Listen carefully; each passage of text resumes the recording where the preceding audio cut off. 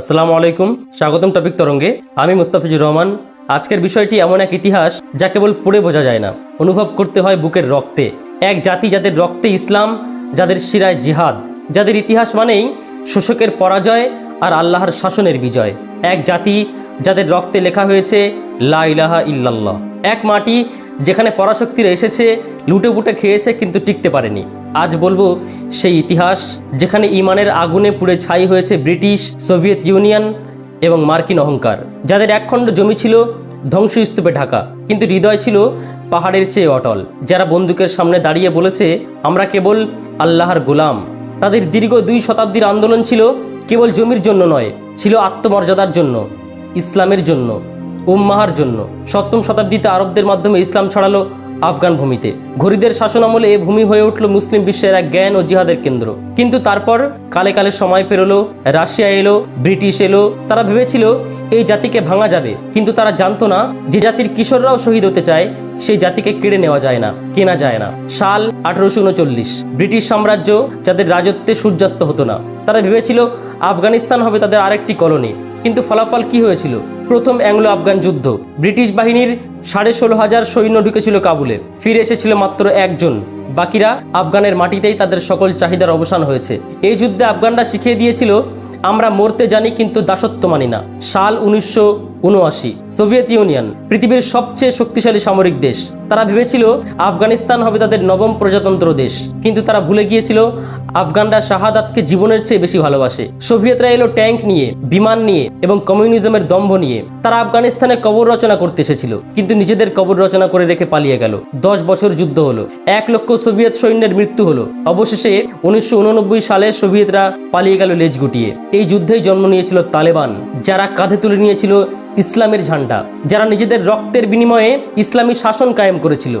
1996 সালে আমিরুল মুমিনিন মোল্লা ওমরের নেতৃত্বে আফগানিস্তানে ইসলামী শাসন ফিরে আসে। আমিরুল মুমিনিন কেবল উপাধি নয়, সেটা ছিল দুনিয়াকে আল্লাহর পথে চালানোর ঘোষণা। তারা বলেছিল কোনো গান নয়, কেবল আজান; কোনো মদের দোকান নয়, কেবল মসজিদ; কোনো দাসত্ব নয়, কেবল ইসলাম।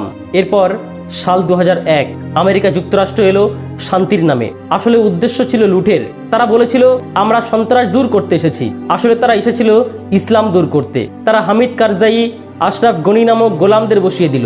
কিন্তু তারা ভুলে গিয়েছিল যে এই জাতি কখনো পুতুল সরকারকে মেনে নেয় না, তারা মানে কেবল আল্লাহর আইন। তারা ভেবেছিল আমরা তালেবানকে 20 দিনে শেষ করে দেব, কিন্তু তালেবানকে শেষ করতে করতে 20টা বছর পেরিয়ে গেল। 20 বছর পর নিজেরাই শেষ হয়ে গেল। সাথে সাথে শেষ হলো $2 ট্রিলিয়ন এবং 2,500 আমেরিকান সৈন্যের মৃত্যু। 2021 সালে কাবুল এয়ারপোর্টে সেই লজ্জাজনক পলায়ন।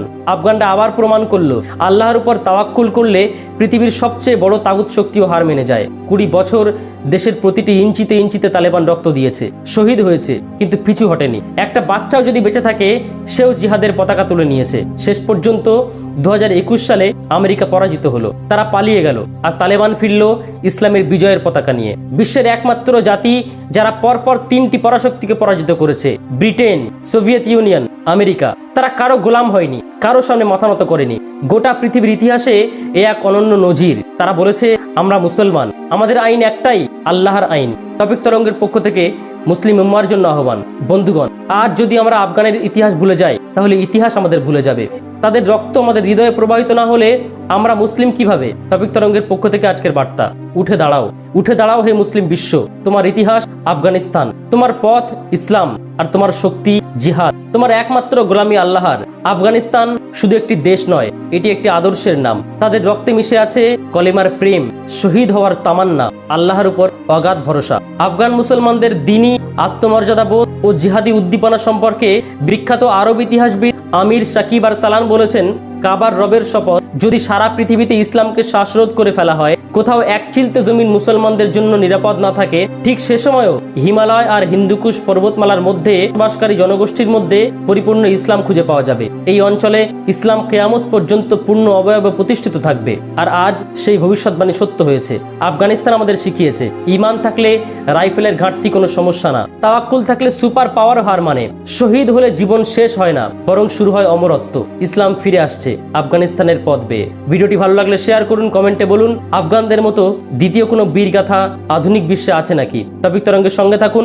আমরা বলি সেই সত্য, যা অন্যরা গোপন করে। আজ এ পর্যন্ত, দেখা হচ্ছে পরবর্তী কোনো ভিডিওতে। সাবস্ক্রাইব।